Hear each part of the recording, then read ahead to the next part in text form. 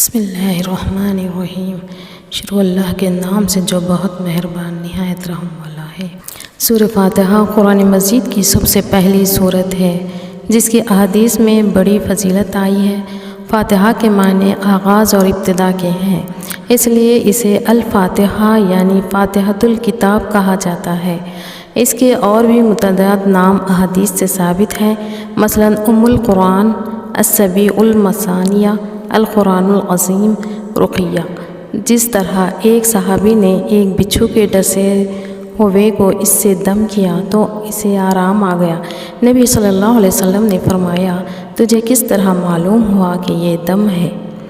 صحیح بخاری حدیث نمبر 2276، صحیح مسلم حدیث 2201 وغیرہ میں من اسما اس کا ایک اہم نام الصلاۃ بھی ہے، جیسا کہ ایک حدیث قدسی میں ہے، اللہ تعالیٰ نے فرمایا، میں نے صلاۃ نماز کو اپنے اور اپنے بندے کے درمیان تقسیم کر دیا ہے۔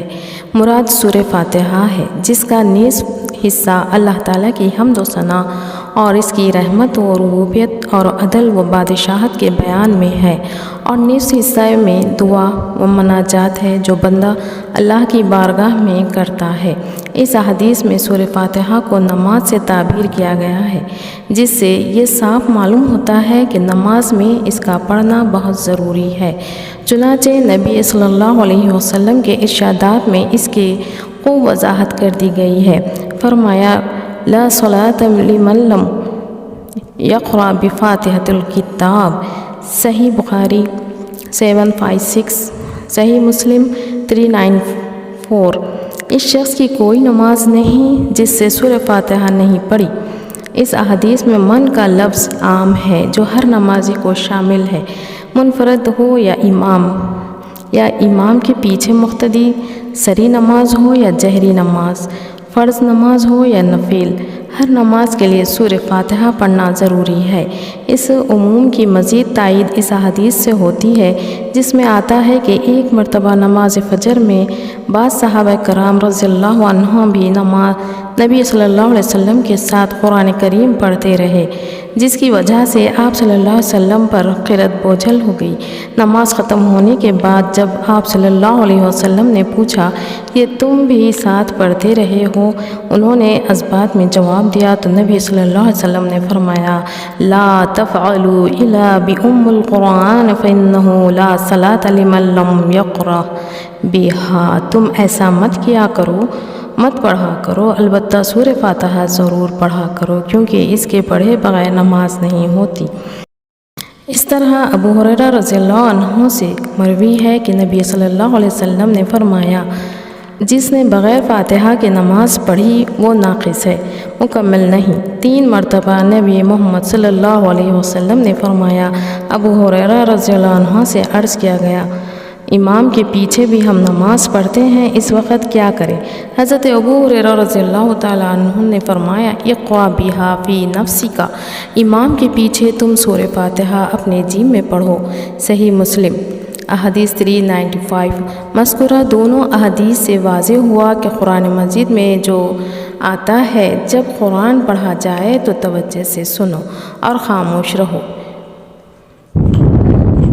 جب امام قرات کرے تو خاموش رہو کا مطلب یہ ہے کہ جہری نمازوں میں مقتدی سورہ فاتحہ کے علاوہ باقی قرات خاموشی سے سنیں، امام کے ساتھ قرآن نہ پڑھیں، یا امام سورہ فاتحہ کی آیات وقفہ کے ساتھ پڑھے جو مسنون بھی ہے، اور مقتدی ان وقفوں میں سورہ فاتحہ پڑھے، یا مقتدی سورہ فاتحہ امام کی اس خاموشی سکتے میں پڑھے جو سورہ فاتحہ پڑھنے سے پہلے کرتے ہیں۔ یہ سورت مکی ہے۔ مکی یا مدنی کا مطلب یہ ہے کہ جو صورتیں ہجرت 13 نبوت سے قبل نازل ہوئی وہ مکی ہے، خواہ ان کا نزول مکہ مکرمہ میں ہوا یا اس کے اطراف و جوانب میں، اور مدنی وہ صورتیں ہیں جو ہجرت کے بعد نازل ہوئی، خواہ مدینہ یا اس کے اطراف میں نازل ہوئی یا اس سے دور، حتیٰ کہ مکہ اور اس کے اطراف ہی میں کیوں نہ نازل ہوئی ہو۔ بسم اللہ کی بابت اختلاف ہے کہ آیا یہ ہر صورت کے مستقل آیات ہے۔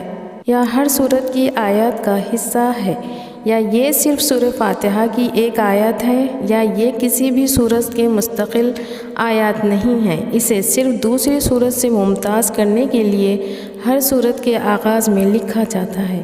قرائے مکہ و کوفہ نے اسے سورہ فاتحہ سمیت ہر سورت کی آیت قرار دیا ہے، جبکہ قرائے مدینہ، بصرہ و شام سے اسے کسی بھی سورت کی آیت تسلیم نہیں کیا ہے، سوائے سورہ نمل کی آیت 30 کے کہ اس میں بلا اتفاق بسم اللہ اس کا جز ہے۔ محقق اثر شیخ احمد شاکر مصری رحمۃ اللہ علیہ نے اپنا خلاصہ تحقیق اس طرح بیان فرمایا ہے کہ قرآن میں جہاں بھی بسم اللہ لکھی ہوئی ہے وہاں قرآنی آیت ہے، البتہ اس کا اس صورت کی آیت ہونا جس کے شروع میں وہ تحریر ہے یا اس کا مستقل آیت ہونا محل نظر و بحث ہے۔ یہ راجح بات یہ ہے کہ سورہ توبہ کے علاوہ یہ ہر سورت کی آیت ہے، اس لیے ہر شخص کے لیے ضروری ہے کہ وہ ہر سورت کے پڑھنے سے پہلے بسم اللہ ضرور پڑھے، سوائے سورہ توبہ کے، چاہے اسی سورت سے تلاوت کا آغاز کرے یا دوران تلاوت میں کوئی سورت آ جائے۔ اسی طرح جہری نمازوں میں اس کی اونچی آواز سے پڑھنے میں بھی اختلاف ہے، بعض اونچی آواز سے پڑھنے کے قائل ہیں اور بعض سری آواز سے۔ اکثر علماء نے سری آواز سے پڑھنے کو راجح قرار دیا ہے، تاہم جہری آواز سے بھی پڑھنا جائز ہے۔ بسم اللہ کے آغاز میں اقرأ ابداً یا اطل مکتوب ہے، یعنی اللہ کے نام سے پڑھتا یا شروع کرتا یا تلاوت کرتا ہوں۔ شریعت میں بہت سے اہم کاموں کے شروع کرنے سے پہلے بسم اللہ پڑھنے کی تاکید کی گئی ہے، چنانچہ حکم دیا گیا ہے کہ کھانے سے پہلے ذبح، وضو اور جماع سے پہلے بسم اللہ پڑھو، تاہم قرآن کریم کی تلاوت کے وقت بسم اللہ الرحمن الرحیم سے پہلے اعوذ باللہ من الشیطان الرجیم پڑھنا بھی ضروری ہے۔ جب تم قرآن کریم پڑھنے لگو تو شیطان رجیم سے اللہ کی پناہ مانگو۔